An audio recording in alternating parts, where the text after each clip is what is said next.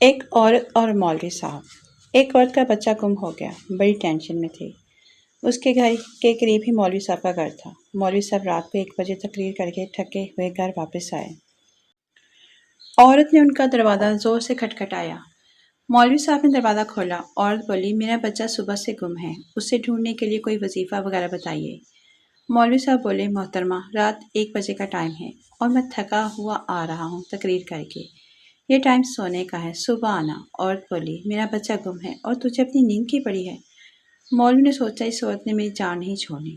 اس مولوی نے اخبار لے کر اس کا ایک کونا پھاڑ کر اسپیشل سی بتی بنا کر تعویذ کی صورت میں اسے دے دیا اور کہا، جاؤ یہ اینٹ کے نیچے رکھ دو، صبح بچہ واپس آ جائے گا۔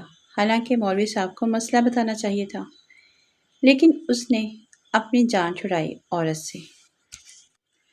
عورت نے بھی اس تعویذ کو اینٹ کے نیچے دبا دیا۔ اللہ کی شان، صبح بچہ گھر واپس آ گیا۔ وہ عورت 10 کلو مٹھائی، 2 سوٹ سیدھا مولوی صاحب کے گھر اور ہدیہ اس کی ٹیبل پر رکھ دیا۔ آپ نے رات تعویذ دیا، صبح بچہ میرا گھر واپس آ گیا۔ اتنی بات سننی تھی کہ مولوی صاحب کی اپنی بیگم نے جوتی اتار لی اور بولی، آپ نے اسے رات کو تعویذ دیا، صبح بچہ گھر واپس۔